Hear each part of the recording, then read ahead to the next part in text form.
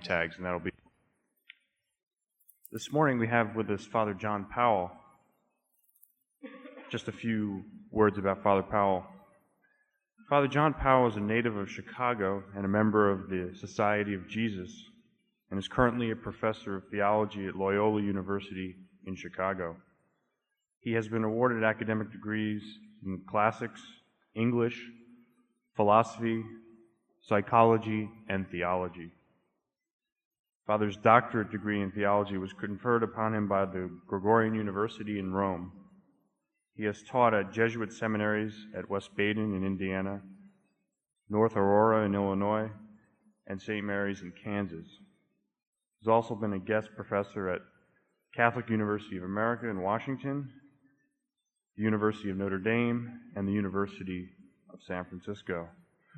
Father Powell has written extensively, and some of his books include the following: Why Am I Afraid to Love? Why Am I Afraid to Tell You Who I Am? A Reason to Live, A Reason to Die. He Touched Me, My Pilgrimage of Prayer. The Secret of Staying in Love, Fully Human, Fully Alive, and many others.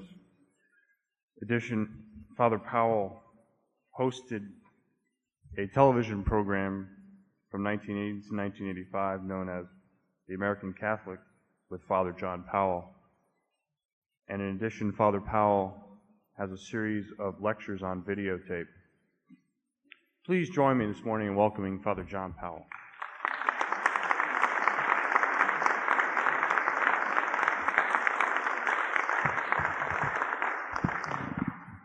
As some of you know, in New York City, people are seated at restaurants opposite each other who have never known each other before, and Mr. Goldberg and Mr. Chin were seated opposite each other. Mr. Goldberg obviously Jewish, Mr. Chin Chinese.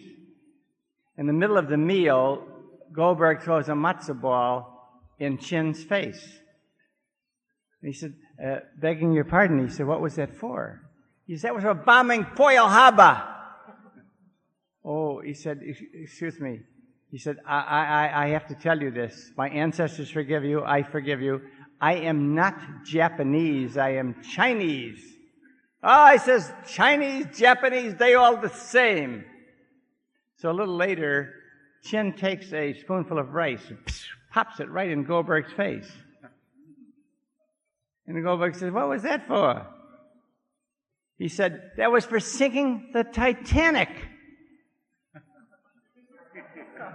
He said, I didn't sing no Titanic, it was an iceberg. He said, iceberg, Goldberg, they all the same.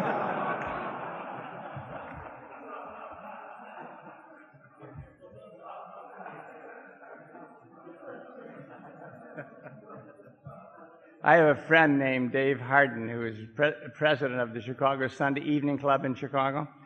And he says, you know, we got to get more humor in religion. The gospel is good news. It's not dire news. It's not sad news. It shouldn't be morbid. So at the beginning of every talk, besides rendering the audience benevolent, I like to tell a little humorous story. But we're here to talk about this morning about attitudes and the attitude towards self in this lecture. This is called cognitive theology. An attitude I would like to define.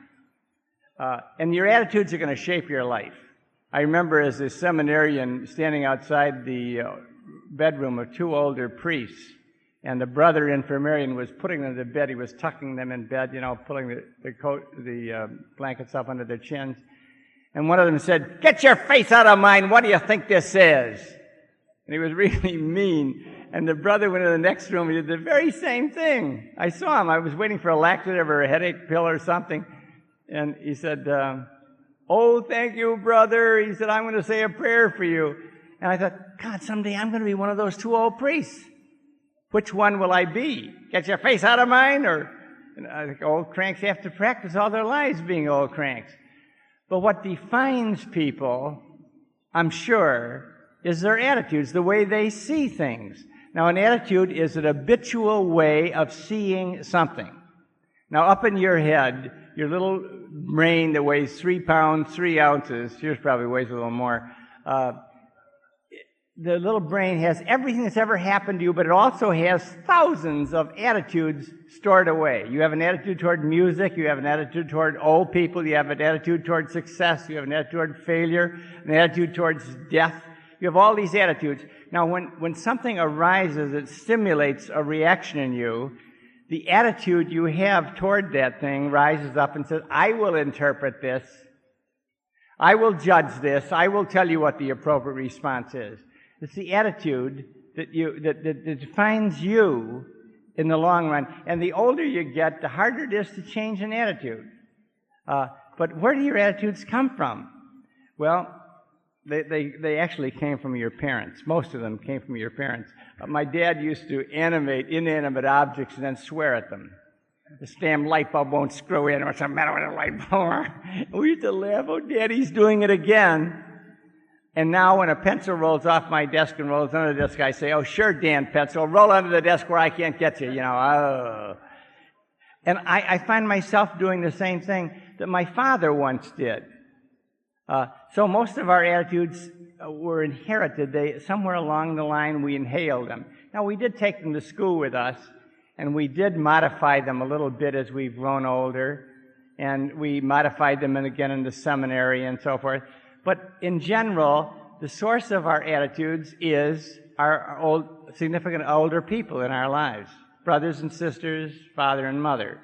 And they not only told us what attitudes to have, but they also acted them out for us. In our family, I remember we were kind of poor people, and the question was always money. Can we afford it? Can we afford it was the big question. And now when because Jesuits take about poverty, I don't see much of that money. I don't see any of the money, in fact. But I see Xerox copies of the checks, and I think, if I could have only made this money sooner. But money is very important because my father and mother talked about money all the time. And I think, that is strange, isn't it? How attitudes get inside of us. But the attitudes shape us. They shape our reactions. We have attitudes towards ourselves. We have attitudes towards other people. We have attitudes towards life. We have attitudes towards things. We have attitudes towards death. We have attitudes towards God. We have all these attitudes that are inside of us, that are stored up inside of us, that we probably carried a lot of them we've carried all the way through life. But they define us. And you can change an attitude. That's the good news. You can change an attitude. The good news in all cognitive psychology is that you can change. You can change the way you look at something. If you have an experience of change, a religious experience, even obviously a purely secular experience can sometimes really change you. But there are ways of systematically changing an attitude. But before I leave the question of source, you ask yourself, if two children had, and I ask myself, if two children had the same parents were acting out the same messages in front of them and saying the same things, then why did the kids turn out so differently?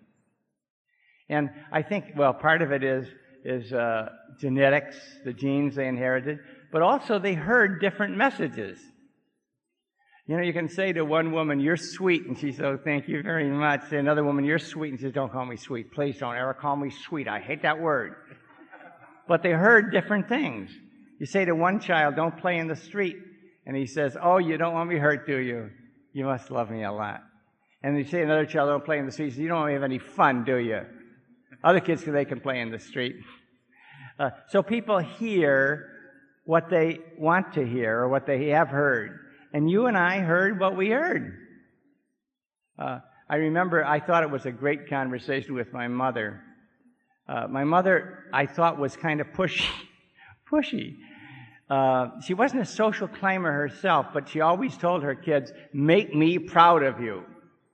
And the day I graduated from elementary school and won most of the awards, my mother was sitting in the audience crying at the end. I said, what's the matter? She said, this is the happiest day of my life. And I said, well, you don't look like it. But I thought she always was kind of pushy. So one night she was coming to our house in Chicago on a walker, an aluminum walker. And I almost yelled at her, "Oh, hurry up!" Now, when you get angry at a person for a non-reason, like, "Oh my God, she's doing the best she can," I didn't say that, but I wanted to. I was sort of in my throat, I guess, or on the tip of my tongue. And I said, "Why did I say that? There must be something else that bothers me about my mother." And what I figured out bothered me was that she wanted me to tell her all about how big a success I was. Do the other Jesuits know how many of your books have been sold? No, I should have put a note on the board. It would have really got to those guys, you know? So I said to her when I went home the next time, "Can we talk?" "Oh, yes, I want to hear about all you've been doing. I heard your name was in the paper." And so I said, No, I want to talk about something else, something that has been bothering me. And I never talked to my mother about anything that is bothering me. And she said, "What?" And I said, "Let's go out in the kitchen." So we went out, we were alone.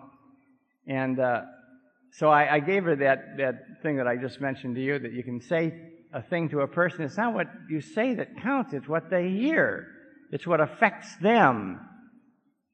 And so you can call two women sweet, and one says thank you, the other says don't call me sweet, and so on. So I said, "So I want to tell you something that I have heard you say to me all my life. But I don't know if you ever really said it. I don't know if you ever really meant it." And so I told her, I said, if I were to phrase in my own words now the message that I have heard in various ways, I don't want to go into chapters and verse, it's that if you love your mother and you want to please her, be a big success. Make me proud of you. Do something. Get your name up in lights. Get your name in the paper and so forth. And she said, "Oh, life is too short for this." And I said, "No, Mother, life is too long not to tell you what's in me. And it's all I'm telling you. You're not on trial. I'm telling you what's in me." And then I joined the seminary, and the ascetical training says, "You shouldn't want to be important. You want to join a fan club, don't join mine. Join the fan club of Jesus. But don't join my fan club." And I said, and the two things clash inside me, and they grind away. You know, I'm supposed to be famous to please my mother. I'm supposed to be not famous to please Jesus, you know. The two things clash me, and that's all I'm telling you is what is in me. And anyway, near the end of her life, she was in a nursing home, and she had cataracts in her eyes, and she couldn't watch television, she couldn't read the papers. And I was sitting next to her bedside one day and said, "Mom, I have been getting some fan letters. You want me to bring them in and read them to you, you know? But people who said they appreciate what I've done and so forth." And she looked kind of pained, and she said, "Well, yes, if you can bring them in if you want to, but don't bring too many." And as I drove back to school, I thought, I bet she never said that other thing. But I heard it. I heard "make me proud of you" was translated in my mind, if you love your mother and you want to please her, be a big success, get your name up in lights. And that's all I was telling her, what was in me, what I heard. So in assuming the attitudes that govern your life from your parents, from the older people in your lives and so forth, and the influences that you've had in your life, your interpretation was paramount. Your interpretation, because it wasn't what they said exactly, it wasn't what they did exactly, but you interpreted it that way. And I interpreted my attitudes that way. And now we have to change the attitudes that are in us. But this is very important. I think that attitudes are like lenses put over the eyes, you know, contact lenses, and everything we see through those attitudes. They interpret reality for us. And you see people with opposite attitudes, like Robert Browning said, "Come grow old along with me, the best is yet to be."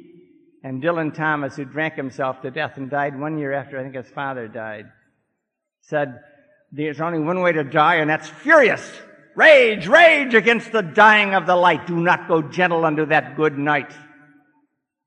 And I think, boy, these are really opposite attitudes. Browning's attitude, "Come grow old along with me, the best is yet to be." And Dylan Thomas, rage, rage against the dying of the light. Only one way to die, and that's furious. So attitudes do shape us. And what I'm saying is not really new. A philosopher named Epictetus, about the time of Jesus, used to say, you know, it's not your problems that bother you. It really isn't. You think it is, I know. But it's not your problems that bother you. You know what it is? It's the way you look at them, the way you see them, the attitudes you have toward them. Pearl Buck, the authoress who had a retarded child, said that the greatest joy in her life was solving problems. When she was faced with a problem, she really enjoyed herself. What an attitude, huh? But Epictetus used to say that, and he wasn't very popular, but he was right. It is not your problems that bother you, it's the way you look at them. It's the attitude you have toward problems. And when John the Baptist came, he got down in the Jordan River, and he said, come on down, let me pour water over your head. Right? I got some assistants here. We'll pour water over your head. Now, it's not a baptism that affects an internal change. It's just symbolic. But what it symbolizes is that you have opened your mind to God. You're going to let God send the kind of Messiah He wants, not what you want. I know what you want. You want a Messiah with blood in his eyes and flames snorting out of his nostrils. You want a Messiah with a sword in his hand. But God isn't going to send that kind of Messiah to you. Are you ready to let God be who God wants to be? Then come on down and let me pour water over your head. When you've had a metanoia, see, as you know, we don't have an Aramaic New Testament. We have only a Greek New Testament. And metanoia is the word, a change of the way you look at things, a different kind of mindset, a different set of attitudes, and to let God be who God is. They say that the first discovery, you and I don't know how they know this, but for the first 6 months of life, it is said that you and I thought we were the whole of reality. And at about 6 months of age, we discovered, my God, there are other people in this world. And the mother who leans over the crib isn't part of me. Wow. That's interesting, isn't it? And then at 6 months of age, we discovered that. We discovered there are other people. And most of us make that discovery only gradually. And when people ask about, why did God allow this? Why does God do this? I think, you're not letting God be who God is. And when Jesus came, in the 8th chapter of John's Gospel, he's arguing with some of his contemporary Jews, and they say, we're free. We're free men. We're the sons of Abraham because we're free. And Jesus says, no, you're not free. You're not free. Because your tyrants aren't outside you. They aren't in Rome. Your tyrants are inside you in the form of guilt, inferiority, anxiety. Your tyrants are inside you. But if you really believe me and my message, oh, then you'll really be free. And this was interesting to me to think about, that Jesus never used authority. I have authority. Amen, amen, I say to you. He never used it in that sense of I have authority. A, what I say is true. B and C are superfluous. But he always said, the truth will set you free. I have the truth. And the truth was based on his Abba experience, his experience of his father. But he never really just evoked his authority as such. But the truth will set you free. And the truth is a correct set of attitudes. And if you take on the attitudes of Jesus, then you're really free. You'll really be free, and you'll be free from the internal tyrants that master you. Because it's not the external tyrants. It's the internal tyrants. John Milton, as you know, was a blind English poet. And he once said, the mind, with its attitudes, can make of life a heaven or a hell. I think, oh yeah, that's really true, isn't it? Either get your face out of mind, what do you think this is? Or, oh, thank you, brother, you've been very kind to me. The mind can make of life a heaven or a hell, depending on the attitudes that are in your mind. William James was a Harvard-trained doctor, and you know he specialized in medicine at Harvard. And after he got out, he discovered what most doctors do, that people aren't really physically sick. The American Academy of Psychosomatic Medicine said that 92% of all physical sickness is psychologically induced. And I really think that's true. It's psychologically induced. The only natural cause of death, they say, is when your parts wear out. At any rate, James then became a psychiatrist, and he wrote 2 big fat volumes called The History of Psychology. And they're still used in some of our medical schools. The History of Psychology by William James, who wrote The Varieties of Religious Experience. They probably remember him more for. But William James wrote this: the most amazing, and I'm quoting, the most amazing discovery of our generation is that by changing one inner attitude of the mind, you change all the outer aspects of life. That's amazing, isn't it? That by changing one inner attitude of the mind, you change all the outer aspects of life. Sometimes I think if I had a magic wand and could wave it over people, I would endow them with a good self-image. Because it would change everything. It would change everything in their lives. If you change one inner attitude of the mind, you change everything in a person's life. And in our own day, a man named David Burns, who works with Aaron Beck at the University of Pennsylvania, has written a book called Feeling Good, the New Mood Therapy. And he believes in this cognitive psychology, as I do, that what you think is the way you feel.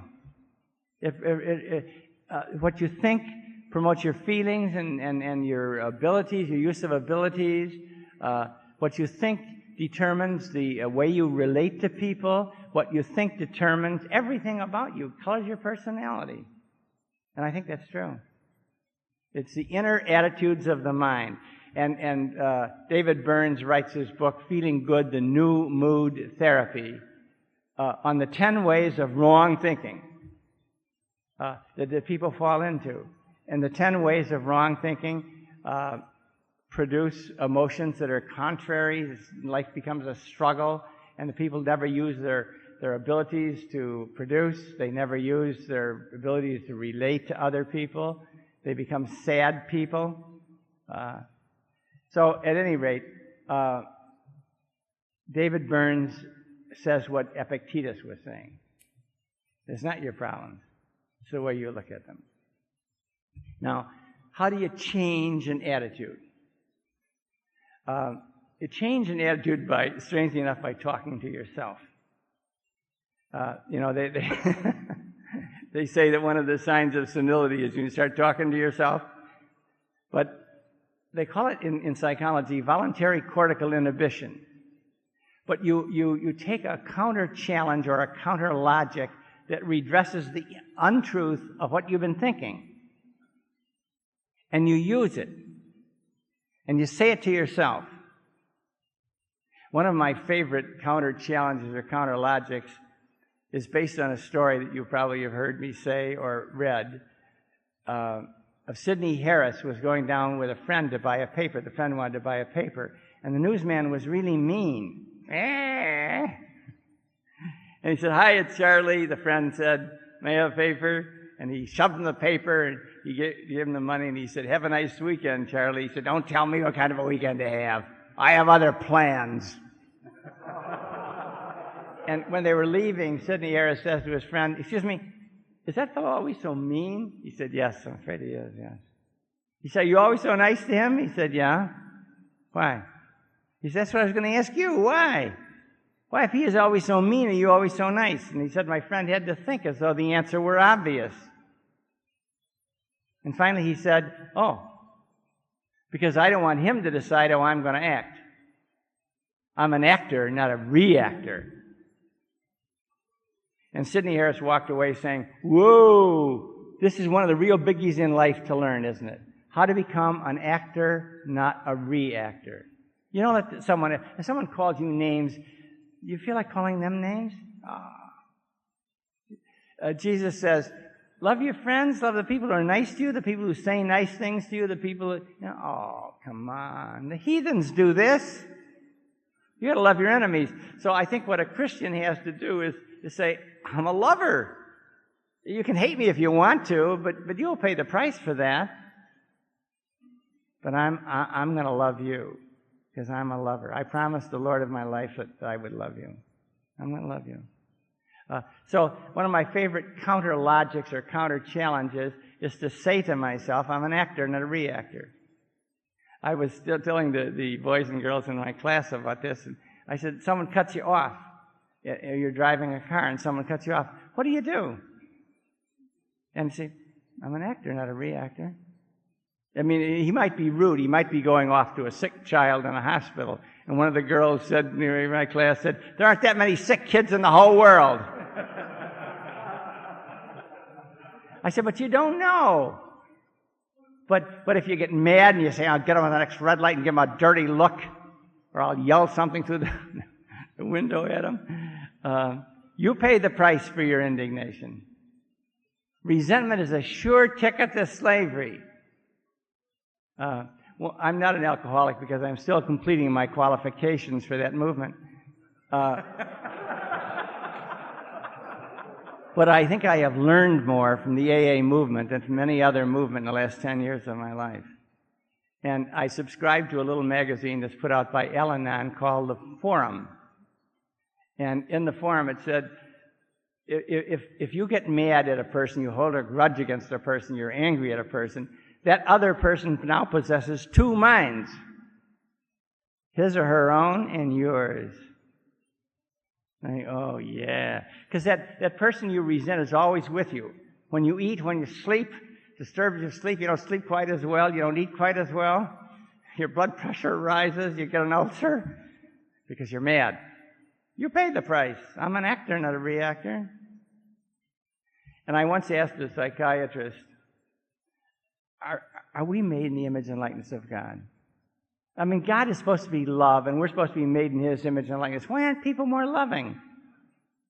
And he gave me that smile that psychiatrists reserve for celibates. Oh, come on.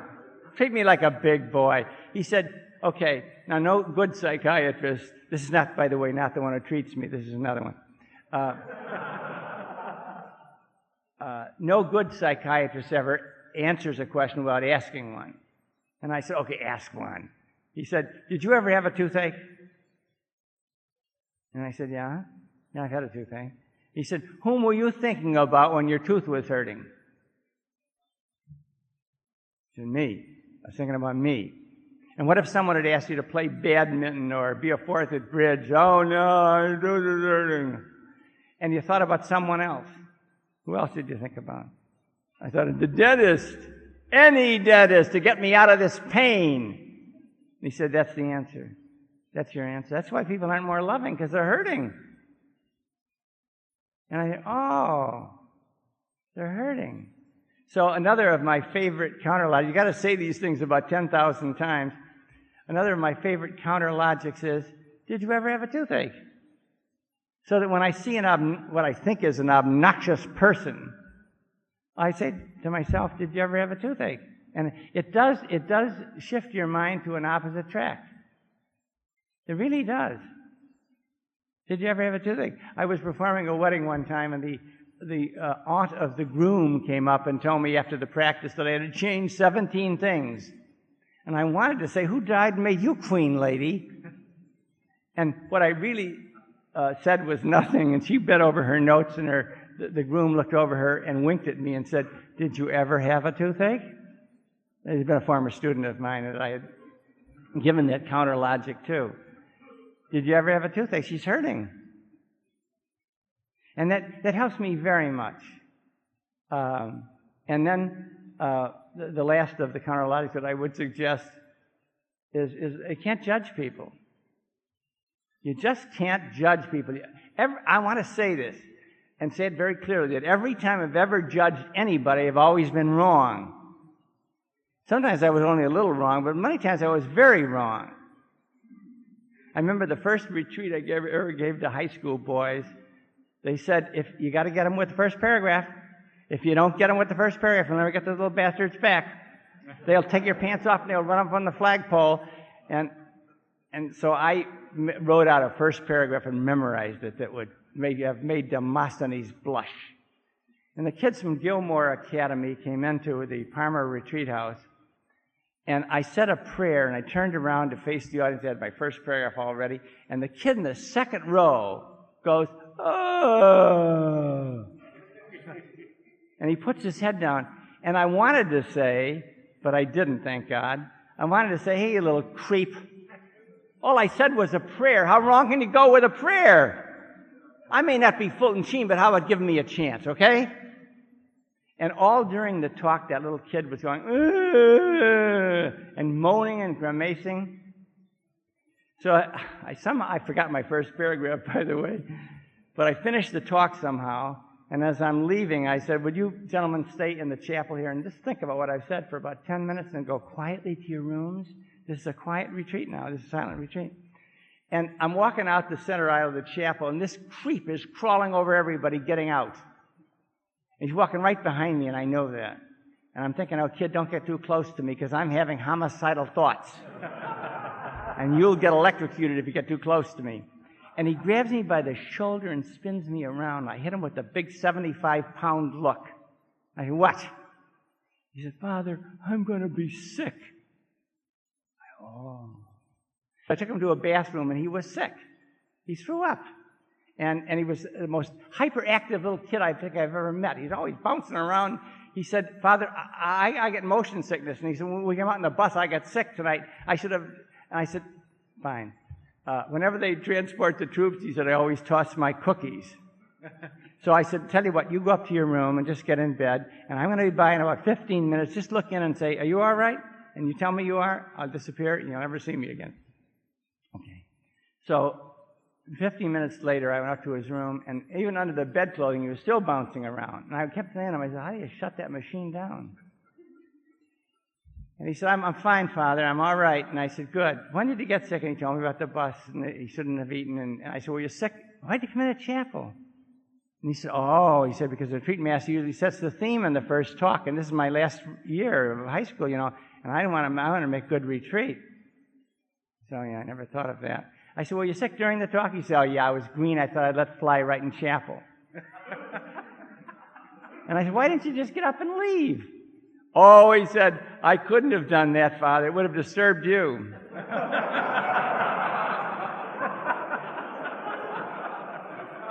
And as I'm leaving his room, he said, "Father, thanks for being so kind."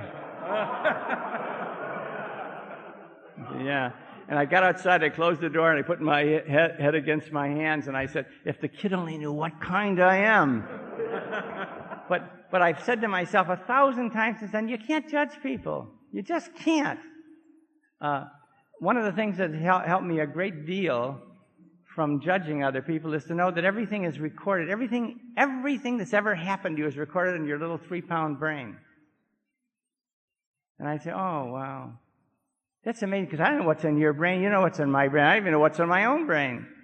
But I do know that every time you and I act or react, all those messages go into effect." Oh, God.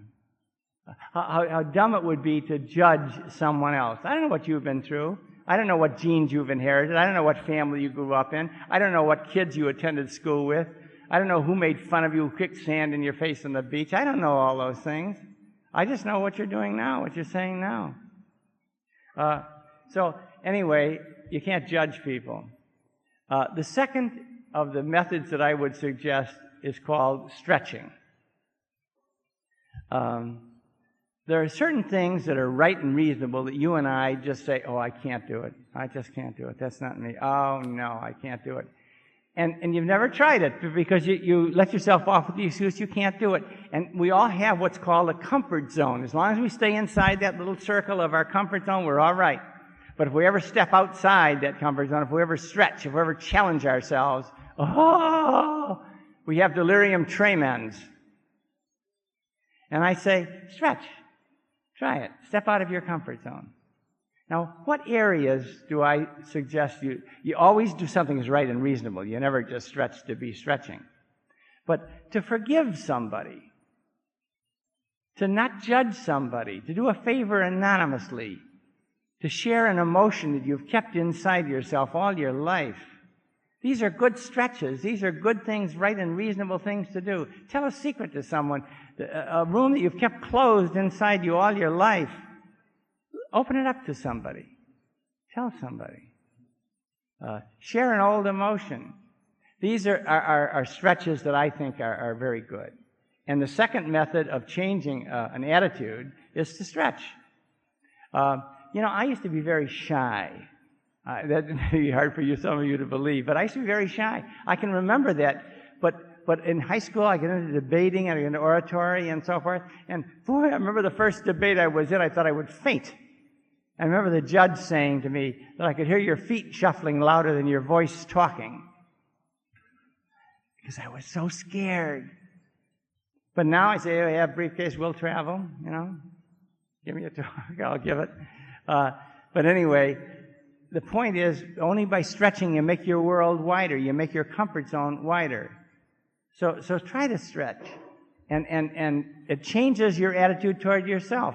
You now think of yourself as a person who I can't share this emotion. I always feel responsible for other people's feelings. Sometimes act against that emotion. Stretch outside your comfort zone, and you change your attitude toward yourself. You now say, I am a person who can do that. I am a person who can give a speech in public. I once couldn't. But now I think of myself as someone who can.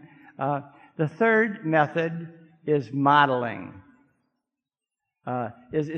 Picking someone else's brain, someone that has a quality that you don't have. I remember there was a kid in the seminary with us who was really smart.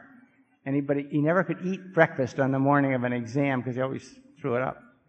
And so I said to him one day, Mike, if I knew half as much as you do, I would roar into that exam to tear those teachers apart. And he said, that's the way I am. And I think, I later thought, that's the prime excuse that people use. That's the way I am. It's the way it was in the beginning, is now, and ever shall be, is phony. It's wrong. There is a new attitude. And all you have to do is look for a new attitude, like Robert Browning and Dylan Thomas. There are alternative attitudes. There are other attitudes you can take toward exams, toward anything, if you want to. But you got to pick the other person's brain. What do you think? What do you think about this? When you walk into an exam, you're not nervous. Why not? And you pick the other person's brain, and then you introject, just as counter logics are called voluntary cortical inhibition because they change brain waves. Introjection is taking inside of you what someone else does. We normally and naturally do that. One of my models is Thomas More, St. Thomas More, who was imprisoned, as you know, for refusing to sign the oath of allegiance to King Henry, who thought he had the divine right of kings. And Thomas More's wife comes to him in A Man for All Seasons in the movie, and he said, someday you'll love me for this. Oh no, she said, someday I'm going to hate you for this, because you're taking a husband away from your wife, you're taking a father away from your daughter. That's what you're doing. Henry said, Thomas More said, well, if you hate me, that's all right. But I've got to do it anyway. It's a matter of honor. She said, bishops are signing that damned oath, why can't you? It's a matter of honor. He said, when you hold your honor in your hands, it's like holding cupped water in your hands. You spread your fingers even for a minute. It's very difficult to recapture your honor. And you go, I want to be like that. But the scene in that movie that really turns me green with envy is after Mr. Rich testifies that More has said in public, which means decapitation. He said in public that Henry does not have the divine right of kings. And More has never said that in public. He privately believes that, but he's never said it in public. And Rich perjures himself by saying, hey, I did hear him say that in public. And as they pass, as Rich is coming down from the witness stand and More is going up, he said, Mr. Rich, I'm really sorry for you. Not for what you just did to me, but what you're doing to yourself. And I said, I want to be like that. I want to be sorrier for the people who hurt me because they have hurt themselves. They've perjured themselves. They've lied about me. I want to be like that. And then the last thing that I really want to be like Thomas More. When he's going up to have his head chopped off, he says, would you help me up this scaffold? He said, my old arthritis is acting up a bit. As to my coming down, I'll take care of myself. And I said, boy, that's great, isn't it? To die with a joke on your lips. To die so happy. I want to be like Thomas More. So I read all I can about Thomas More, and I try to take that in and introject that. And he's one of my models. There are, I have to admit, some of the saints I don't want to be like at all. They look like the barks of trees and they smell like sewers, but I don't want to be like them. But I do want to be like Thomas More. I want to take in the things of Thomas More. And to take in some one thing from a person Doesn't mean you imitate all that person. You don't limp if they limp, but you take that one thing in. The last method that I would suggest is praying. When all else fails, we try prayer. But God comes to us in so many ways. A lot of times when I have thoughts, I have a new thought, I think, did I get that thought naturally, or did God really stimulate me to get that thought? And Karl Rahner said, I'm glad that Freud discovered the unconscious, because God works in the unconscious, and ideas come up into the conscious mind from the unconscious. But my favorite example, barring my own experience, is of Bill Wilson, the founder of Alcoholics, and one of the two co-founders of Alcoholics Anonymous.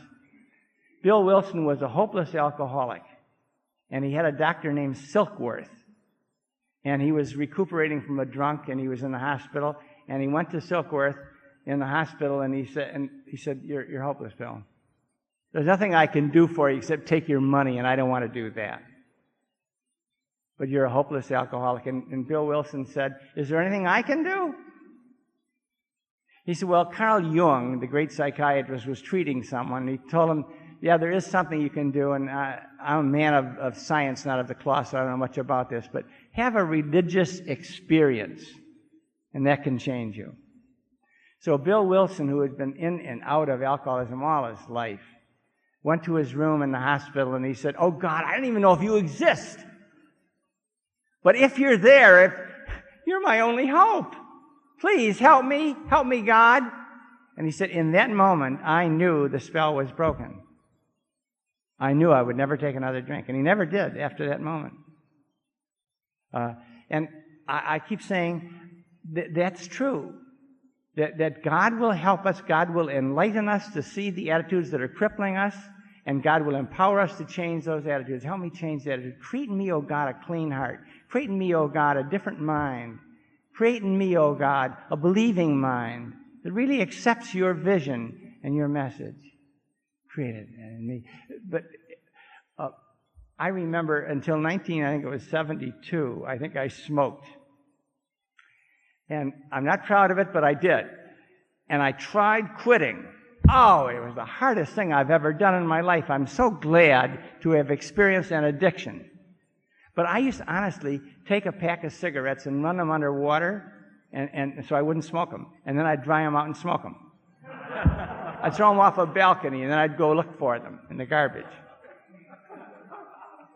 Or I'd comb through an ashtray to find butts that were long enough to still smoke. Terrible. And I tried hypnosis. I tried Bantron pills that were supposedly invented at our university that you can buy over the counter in drugstores. They're supposed to help you stop smoking.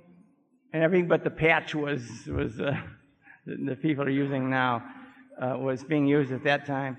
And I would quit for 3 months, 6 months, even once for a whole year, and then I would go back. I'd be so mad, but every time anyone took out a pack of cigarettes, I wanted to say, could I just have one of your cigarettes, just one, please? And one morning I waked up, and I said to God, it was a Sunday morning in 1972, and I said, I don't even want to talk to you, God. You know what I really want to do?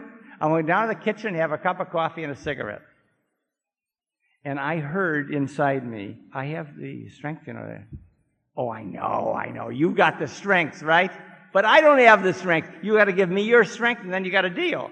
Now, I have not smoked since that morning. And after a month, I realized I didn't even want to smoke. I had nicotine fits, and everything, but I never wanted to go back.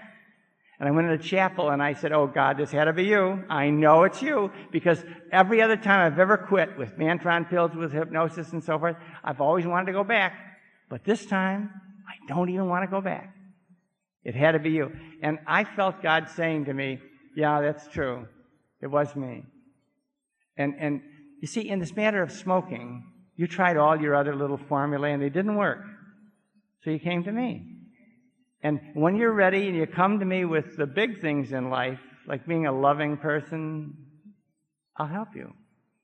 But you've got to try out your own formulas first, and then when you realize nothing else works except prayer, then come to me, and I'll be here. I'll be here for you, because I love you. And you go, oh, wow. So you can change a vision. You can change vision, by the way, is the conglomeration, the coalescence of all the attitudes that are in us. It's your vision of reality. And your vision of reality is absolutely unique. It's like your fingerprints. It singles you out from everyone else in the whole world, because no one looks at things the way you do. Now, the important thing, I think, in searching for a vision, searching through a vision for the attitudes that are crippling, is to expunge the word guilt. Your parents weren't guilty. They're doing the best they could. You were not guilty. If you take guilt, oh, I did it. I interpreted it that way. I shouldn't have interpreted it that way. I took this wrong attitude in. If you use the word guilt, you won't be free enough. You won't really go looking for the attitudes that are crippling you. I remember giving a retreat one time to priests, and a man who had been general of his order said, I'm an alcoholic. And when I thought I was a bad person trying to become a good person, I never made it. But as soon as I saw myself as a sick person trying to become a well person, I could make it. So what you and I have to do is we look through the attitudes that are inside of us, and we want to really change them by counter logic, by stretching, by modeling, by praying. What we have to do is expunge the word guilt. You're not guilty, and your parents weren't guilty. No one else was guilty. You can't judge anybody. But you can say, I took in an attitude that is crippling. Somehow I have to inhale that attitude. Somehow my little mind... Rudolf Dreikers, who is a specialist in Adlerian psychology, says kids are notorious. They're absolutely notorious for noticing everything. They notice everything that goes on, but they're very poor interpreters. And I think, oh yeah, I was a very poor interpreter at one time in my life, and so were you. And that's when we took in the attitudes that shape our lives, when we were notorious for our misinterpretation of the facts. So I think to really change, to be really free, you have to expunge the word guilt. And there is something else that's good news, kind of good news.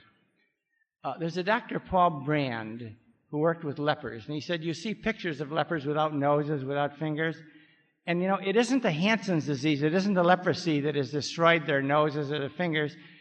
It's the fact that they scratched their nose and an infection developed. They have no sensation. And the nose drops off, and then they realize, oh, I don't have a nose anymore. I don't have fingers anymore. They try to twist a key in a stubborn lock, and they gouge the flesh, and an infection sits in, and the finger drops off because they have no sensation. So we thank God for your pain, because when you and I grab a hot pan and we pull away, we say, oh, that's hot. It's sparing us. And the same thing is true, I think, of attitudes that are in need of reformation. They're always going to cause us pain. They cause us psychological pain. They cause us physical pain. They cause us emotional pain. They cause us spiritual pain. Cause us social pain. Something is in us that when an attitude is wrong, an attitude needs reformation, it'll cause pain. And I join Paul Brand in saying, oh, thank God for pain, because pain alerts us to what is wrong in us. One of the attitudes that's in us that obviously is the most important of all the attitudes in us is the attitude we have toward ourselves. Now you do have an attitude toward yourself. And it's very difficult for a person when you ask a person, do you like yourself? Oh, yeah, sometimes I do, most of the time. And they don't really define the attitude they have toward themselves. Are you comfortable being who you are? And that's very important. Everybody always says that. Newsweek magazine called me up about 6 months ago. They quoted me in their first paragraph. A guy called me up and said, are you for self-esteem? And I said, oh, yeah, I'm all for that. So he kept me to give him quotations and so forth. And the article in Newsweek magazine was all against self-esteem. I was amazed. And he said, John Powell, one of the gurus. And I said, oh, you rascal, you. But I'm a lover, not a hater, thank God. And So anyway, I think it is really important to accept yourself joyfully.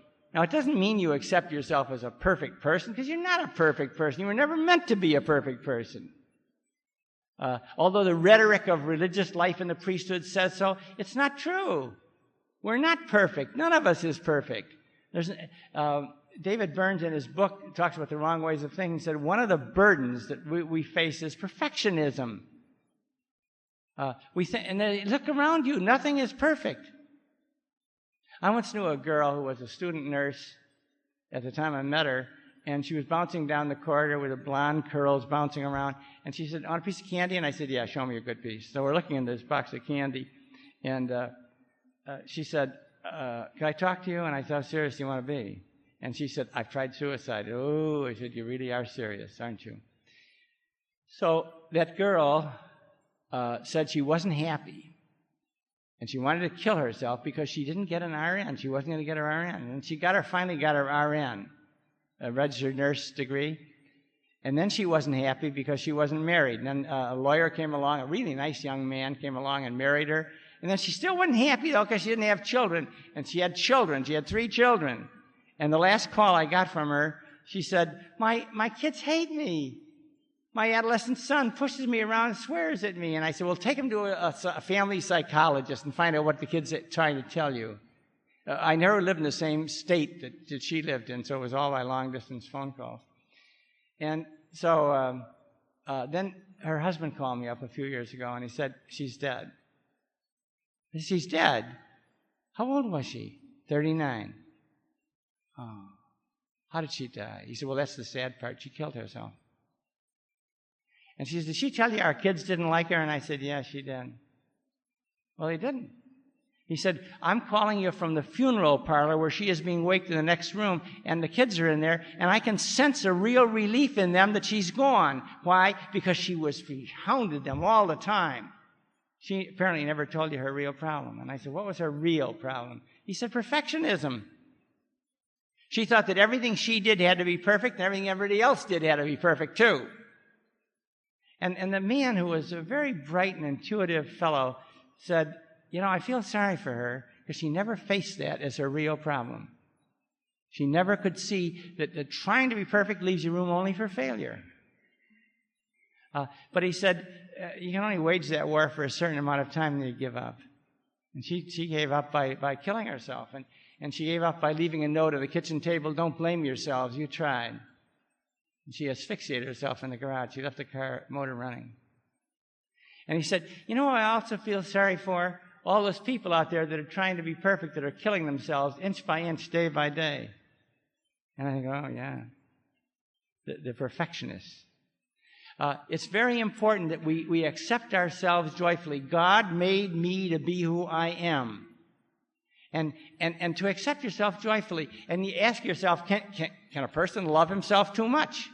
Will I slip over into pride? And Eric Fromm says, no, you won't. Pride and self-love are opposite ends of the true, honest self-love is at opposite ends of the spectrum. Pride proceeds from self-loathing. It's when you don't feel you have anything inside, you try to fill yourself with the rubble of someone else's pedestal. It's because you don't like yourself that you act proud. But if you really accept yourself, if you really know that God made me and God is with me and God loves me, and I'm who God made me to be. God knew me before He knitted me together in my mother's womb. I'm supposed to look like this. I'm supposed to sound like this. Oh, I could make some suggestions if God told me to redesign my body and redesign my mind. Yeah. But I am who God made me to be. In this little magazine forum, there's an article by a lady called Spiritual Awakening, and she said, the spiritual awakening for me means realizing that there is a God in my life who shaped me to be what I am, made me to be who I am. And everything in my life that happens is supposed to happen because He knew that. I could have made you different. I could have made you Cleopatra floating down the Nile on a barge eating grapes, but I didn't want you to be Cleopatra. I wanted you to be you. It's you that I love. And that for me is the bottom line. the importance of really liking yourself, of really accepting yourself. By the way, I've made a list of the things I do like about myself. And one of our Jesuits at Loyola was a full-time chaplain at a hospital, and he said he got caught in a patient's room, and I saw you on television. Do you really have a list of things you like about yourself? Because I have at the bottom of the list, thank you, Father God. Because I know that God made me to be these things. And I mentioned that also. But anyway, he asked me if I had a list, and I said, yeah, I do have a list. He said, could I see it? Because I can't think of 2 things I like about you.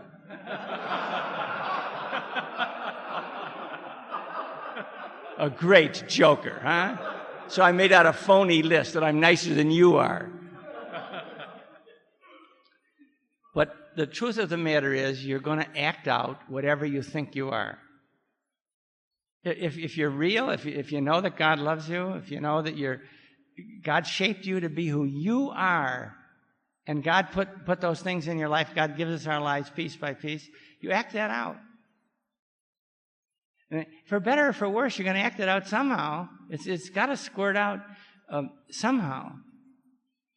There's a story in American Indian folklore of an Indian brave who finds an eagle's egg, and eagles build their nests high up in trees, and he can't find the nest. So he puts it under a prairie chicken, and she hatches it, and out comes the eagle. And he looks around. This is a story. And he looks around, and he sees what other prairie chickens are doing. They're scavenger birds, and they're caw, caw, caw, scratch, scratch, scratch, and they rise a few feet above the earth and come back down. So he does that, caw, caw, caw, scratch, scratch, scratch, rise a few feet above the earth and comes back down. And near the end of his life, he sees an eagle floating overhead. And he says, wow, what is that? And one of the older prairie chickens said, that, my friend, is an eagle. Hey, but don't you ever dream you could be an eagle. You're a prairie chicken like the rest of us. That's the proudest, most beautiful bird in the sky. It flies right up into the sun. But don't you ever think you could be like that. You're a prairie chicken. You're like the rest of us. And I keep thinking there is an eagle in each one of us that wants to fly, but if we think we're prairie chickens, we're going to act like prairie chickens. We're going to act like scavenger birds. So it's very important to really sit and think about what your attitude is toward yourself. The last story I want to tell you. Is there time, Andy, to go on talking? Let me talk for 5 more minutes. And it's the story of the empty chair. If you really want to know what you think about yourself, sit down and relax and see an empty chair about 10 feet in front of you facing you, and you heat up your imagination by looking at that chair. Is it upholstered? Is it straight backed? 4 legs? And you see the chair, and then someone you know very well comes out and sits in the chair, and you look at that person, and you think, do I like that person? Am I close to that person? Would I like to be close to that person? And then you look at the way the person looks back at you, and you get to say one thing to that other person. And then he or she leaves. And then a second person you know very well, a member of your family, someone you work with, comes out and sits in the chair, and you have the same reaction, the different reaction, but you have the same kind of reaction. And you go through the same motions, and you say one thing to that person, the person leaves. The third person that comes out is you. And try it sometime on your own. It's really amazing. Do you like you? Would you like to be close to you? The real you is seeing the imagined you, and then you get to say one thing to yourself, and then you get up and leave. And there was a girl in another state who made a workshop I once gave, and I gave that exercise, the empty chair fantasy, and she wrote to me a year later, and she said, that was the turning point in my whole life. Now, it had to be a matter of God's grace, because only God's grace changes you, but she said the me that came out and sat in that chair was a wimp, and was bracing for another beating, like a little puppy dog that had been beaten too much. Oh, I'd lay it on. What is it? And I realized suddenly, maybe by God's grace, that I was the one that administered all those beatings. I was the one that thrashed that little girl, that looked for the zit on her cheek until I found it instead of looking for her beautiful features. And I looked back at her, and she looked so frightened. She looked so beaten down. And I said, I'm going to be a friend to you. From now on, I'm going to be a friend to you. What does a friend do? A friend looks for what's good in you. A friend tries to understand your weaknesses. without judging them harshly. And a friend tries to fulfill your needs for rest and relaxation and so forth, exercise. I'm going to be a friend to you. And she said, you know, your brochure advertised for emotionally stable people, but I sneaked in. Because I've been a mess since I've been a teenager. I've been under a psychiatrist. I've tried suicide. I've been hospitalized and so forth. But she said, 3 months after the workshop, I told my psychiatrist, I don't think I need you anymore. He said, I don't think you do either, Margie. I think you're cured. And she said, I think I really am. I waited for a year to write to you to make sure it wasn't an emotional high that would wash away. But she said, I have become a friend to myself, and it has made all the difference. And so I urge you to think about that and try the empty chair fantasy. And maybe God will give you the grace, and try to change the attitudes that are already in you by countering, modeling, stretching, and praying. And thank you very much for listening.